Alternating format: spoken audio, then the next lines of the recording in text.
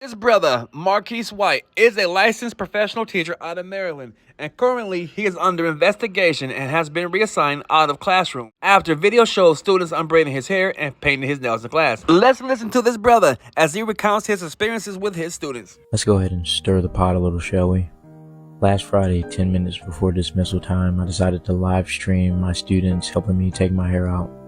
There was quite the discourse in the chat, which had people saying this was inappropriate and other people saying this was completely fine. There was nothing wrong with what I was doing, and people were just making it weird. So of course I had to bring this issue to the big stage. I would like to represent myself in this case, Your Honor, if I may. Number one, for a little context, I had a hair appointment immediately after school, and I needed my hair taken out beforehand. I would have taken it out the night before, but that Friday we had a camera crew coming in to shoot a promotional video, and I was one of the ones being interviewed. So I had to look presentable, so I didn't take my hair out. I didn't have the time to do it all myself because it would have taken me forever. So naturally I asked about 4 or 5 of my over 100 best friends to assist me in taking my hair out, and they all agreed. Number 2, this was at the end of class. This week we were doing STEM fair presentations. Since it was Friday and all of my students did an excellent job on their STEM fair projects and presentations, I told them if we get one solid presentation in this class, I'll end class a little early and they can have fun and play basketball, darts, or be on their phones or whatever. And during that time, my team would help me take my hair out. A couple of these were students from my class, but others were students from other classes. I wrote all of them a pass at the beginning of the class period, requesting their assistance 10 minutes before dismissal. I told the teachers only send them if all of their work was completed and they had good behavior. They all met the criteria, so 10 minutes before dismissal, they showed up for their job. My next point I'd like to make is, if I was a female teacher, those people wouldn't be in the comments saying, oh, this is weird, this is inappropriate. Because me personally, I don't think there's anything weird about this. People are saying, oh, that's too intimate. To me, it's literally just hair. It doesn't have to be weird. Some people have never had cool teachers, and it shows. I personally believe that building authentic relationships with students is paramount in being an effective teacher. I make sure my students know and can feel that I care about them beyond the schoolwork and all the stuff that I have to make them do. I take the time to get to know my students outside of academics, because caring for the whole child is what's important. Some of these students have been with me since I was a substitute 4 years ago.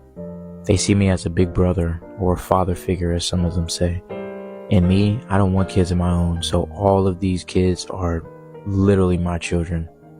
And in case you're wondering about their parents, most of them follow me on social media and always talk about my videos with their kids. They always tell me that they're so grateful that their kids have someone like me in their life. And my admin, they're well aware of my social media presence and they love my videos. To me, this is just another wholesome moment that I'm having with my kids that I was fortunate enough to catch on film. Since I'm a science teacher, one thing that I teach my students about is symbiosis. Symbiosis deals with the relationships between organisms. The type of relationship that I like to foster in my class is mutualism, or mutualistic relationship, which means both organisms benefit from the exchange. So when my students have good behavior, complete all their assignments, and do everything that a scholar is supposed to do, I reward them with downtime and just time to just be a kid, be on their phones, play games, gossip, so on and so forth. My students and I work hard and we play harder.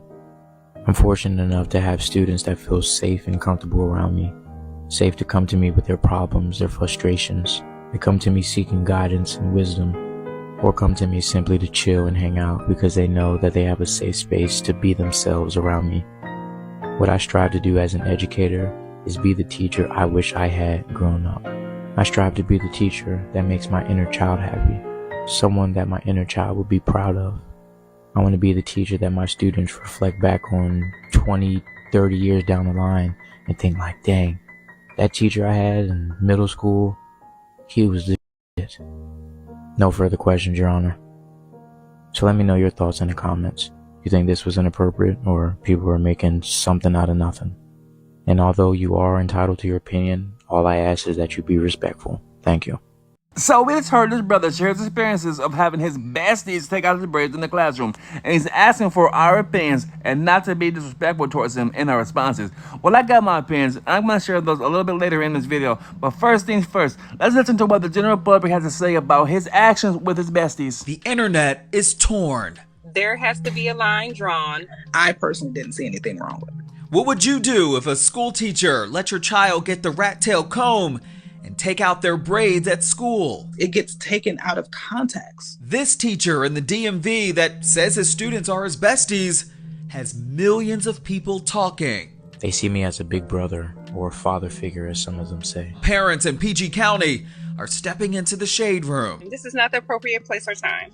Mixed reaction on what's appropriate and what's not in the classroom. And is this grounds for termination? The shade room just got an exclusive update from the school district who's clearing some things up about this teacher and his work status. Some adults genuinely have a good heart.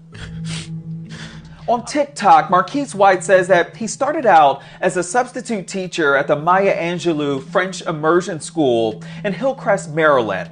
4 years later, he was promoted to a full-time science teacher. Not only was it a dream job, but his students really love him too. So much so, they call each other besties. Listening to this brother recount the story of how he had these experiences with his besties, I see that he's nothing more than a huge walking red flag. So any brother on my page, if you got any licensure from the USA, pull out a pen and a paper. I'm about to give y'all the game. Y'all take notes. All teaching licenses are issued to the State Department of Education. That means that the state of Maryland controls that teaching license. So who has the power and authority to revoke or nullify that teaching license? Guess what? It ain't black people. White people control that. If a white institution gave it to you, they will take it away once they're pissed off. And my professional brothers who hold licenses, I want y'all to take a special note of this. You gotta learn to stop playing in white people's faces.